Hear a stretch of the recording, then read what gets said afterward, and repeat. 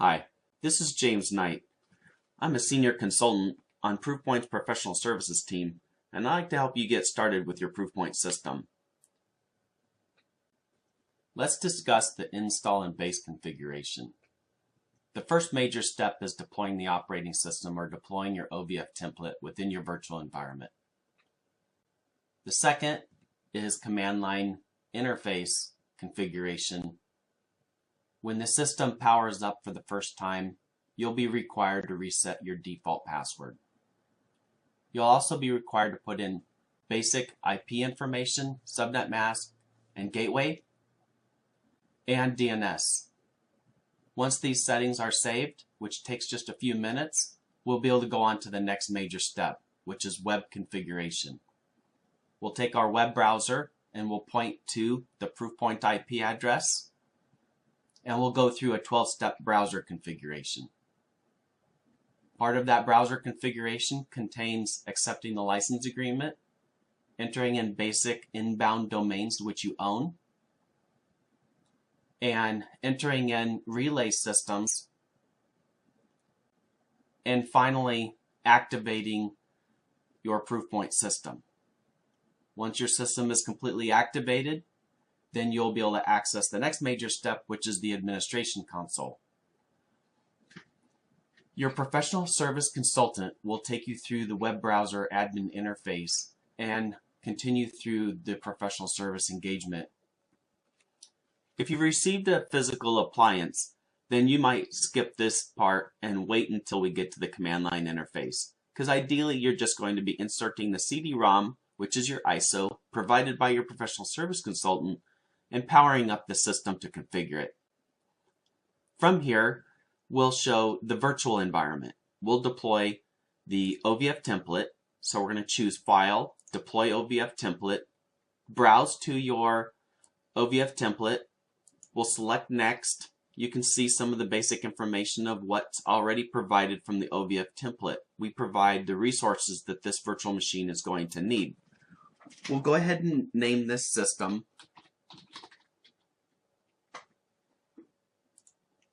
And we'll go ahead and choose the thick provisioning. We'll choose what network the network port should go to. We'll review some of the settings. I like to choose power on after deployment to get started, and we'll say finished. From here, your system, as you can see, is starting to get deployed. This will take just a few minutes as your operating system is getting pushed to your virtual environment. You can see here that it just takes a few minutes depending on your network bandwidth. Now that the system has been deployed, you see that the virtual machine now powers on. Once this system powers up, this may take a few moments, we can go into the console and watch the system get powered up. It'll start with a command prompt, which you'll go ahead and change the default password. When you sign in, you'll sign in as admin, and you'll sign in with the password as password, which will force you to go ahead and reset. And we'll show that here in just a moment. Once all the services have started at this point, you will see the login screen.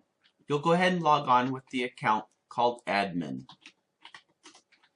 For the password, the default password is password.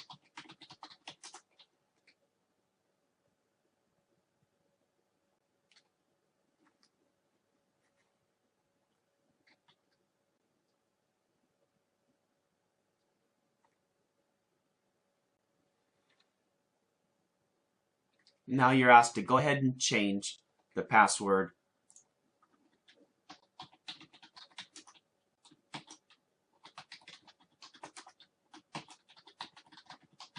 It's very important to understand not to forget this password. The only way to reset this password, if you were to forget it, would be to redeploy the OVF template or reinstall the OS. It's applying the password change and has successfully changed. When we press enter here, We are now asked to go ahead and start the command line configuration for setting the IP address. If you don't get this pop-up, it's okay. You can ignore that. Depending on the version of the OVF template you have, may or may not have this. But this is the first time we're logging in the system, and it's requiring us to change the network settings. So we'll continue by selecting yes. And from your network team, you should have the information for the IP address, the subnet mask, gateway, and so forth. So let's go ahead and continue by typing yes. Here's we'll put in the IP address.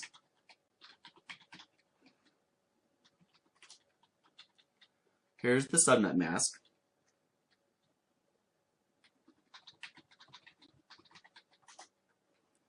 We'll auto-negotiate for the network. The default gateway. And the host name of the system. So the domain name we'll go ahead and use as your primary domain name.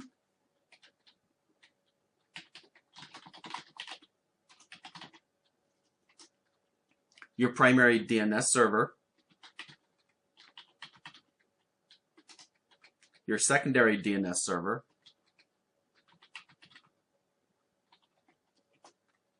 And if you have a third DNS server, you can enter that as well, or just press enter and continue. The hostname override, that's something that we should spend a moment talking about. So let's spend a moment here talking about the host name override. You can see in the picture here, we have a master and 2 agents. Your professional service consultant will make recommendations on the master and how many agents that you'll have within your cluster. You'll notice here with the hostname override on the master, it has an IP address of 192.168.1.100. The agent 1 has an IP address of 192.168.1.101. Agent 2 has an IP address of 192.168.1.102. So as we're going through the command line, as you see on the upper right, you see the hostname override setting. If I'm currently on the master, then I'm going to be entering in the IP information regarding the agent. So notice down below in the picture of master, we see the example of those IP addresses of the agent. We have 192.168.1.101 with the host name agent1 with a space followed by the fully qualified domain name, which is agent1.domain.com. In this scenario where I have a master and 2 agents, the master needs to have the host names in the host name override of those agents that it's going to know, that need to know about. So in the example, we'll go ahead and type in those IP address, the host name, and the fully qualified domain name of those agents. If we're in the command line interface on agent 1, then the only thing it needs to know about is the master. It needs to be able to take the hostname override and point to the master. As you see, 192.168.1.100 with the hostname of master, followed by the fully qualified domain name. Now these names of master and agent, those are based on your server naming conventions within your organization. So this is just an example here. In case you've been wondering, the master and agent have very unique roles.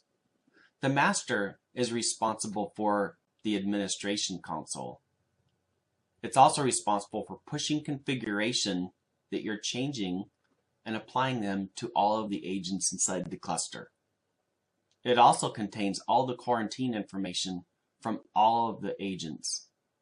It also allows you to have the ability to do searches and provides the reporting, and lastly provides the web services. The agent focuses primarily on filtering email. It's responsible for the routes of the email and plays a special role if you purchase the encryption module called the Secure Reader. So coming back to the command line where we left off, you'll notice that we have the host name override. From here, I'm going to go ahead and put in the IP address, if you will, of the agent.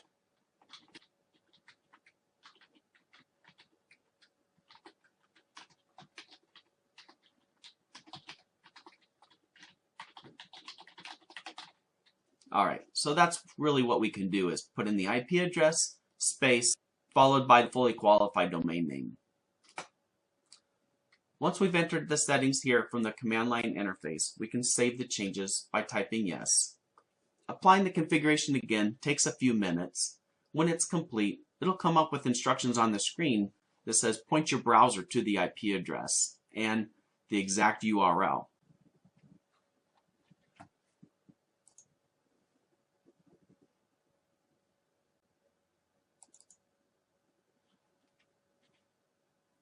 Now that all the changes have been applied through the command line interface, we can now, as you see the instructions on the screen, we can point our browser to https:// the IP address of the machine 192.168.1.195 on port 10,000. And this will allow us to continue to setting up the appliance using the web-based administration. Let's go ahead and start that now.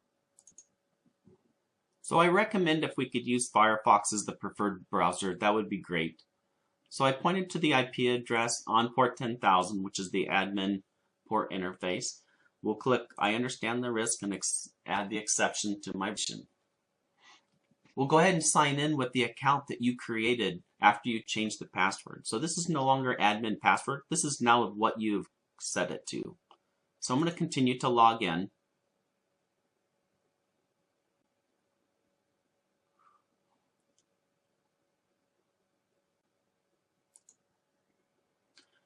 Now that I've logged in, you have a 12-step web configuration, where the first part is just an introduction. On the bottom right, you can see that I select Next. This is for the license agreement. To accept the license agreement, select the bullet point and choose Next. Here you'll choose the host name and review the domain name, which we configured earlier. We're going to choose what type of an appliance. I mentioned that just a moment ago where there is a master or an agent. When you select a master, you must enter in the activation ID in which your Proofpoint consultant provided for you. If you select an agent, notice it doesn't ask for a license agreement. That gives you the ability to add one or many agents. So because this is my master, it's the first system in my cluster, I'm going to go ahead and add in my activation ID.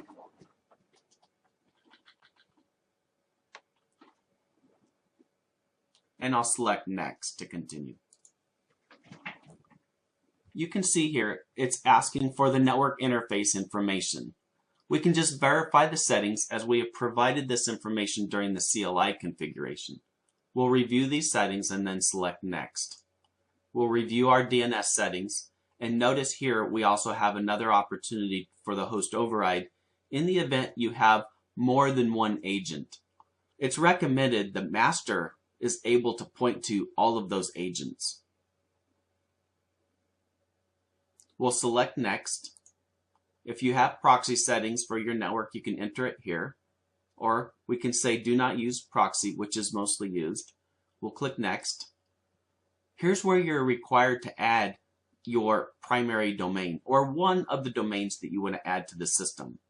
We only need to add one here for now, and we can add many more later once we are actually in the GUI or the administration console. But for now, I'll go ahead and add one single domain.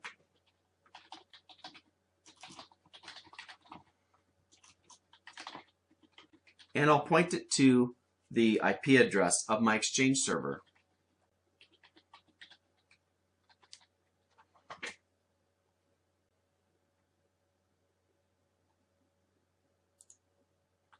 Allow relay. This is the IP address that Proofpoint's going to see email come from your organization. So this would be the IP address of my Exchange server to allow relay to the Proofpoint system out typically to the internet. So I'm going to go ahead and put in all the systems that I expect to allow relay. Again, this would be my Exchange server.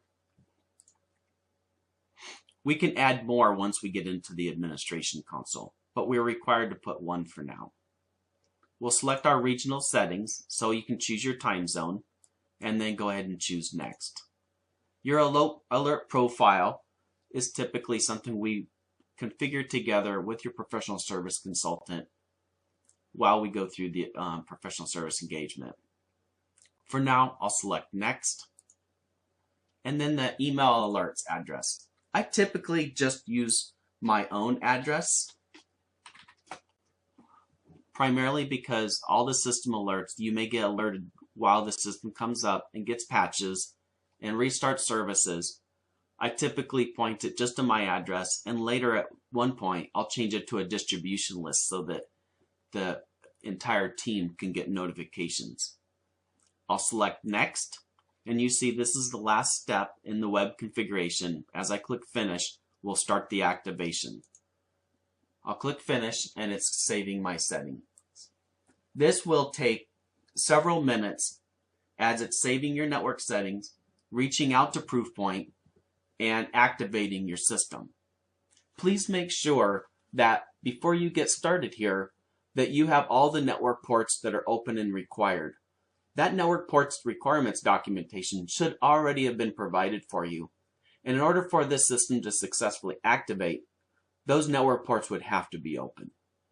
So please make sure you've reviewed all the network port requirements to allow this system to be activated. We're going to wait a few minutes while the system continues to activate. Once the activation is complete, you will be able to go back to the web address of the appliance, which is in this case https://192.168.1.195:10,000/admin. From here, we are now at the GUI, or the administration console, where we can continue to go ahead and configure the system. When the system first gets activated, it may take up to 20 or 30 minutes for all the spam definitions, the virus definitions to come down, and all the patches come down into the master. So it's probably advisable if we go ahead and take time now to go ahead and build the agents while we wait for this master to go ahead and get all of its updates. But from here, you now really have completed the process of deploying the operating system or the OVF template for a virtual environment, the command line interface configuration, and the web configuration. From here, you can reach out if you have any questions. Reach out to your professional service consultant, and they'll be happy to help you. I appreciate your time today, and that concludes this portion of the configuration.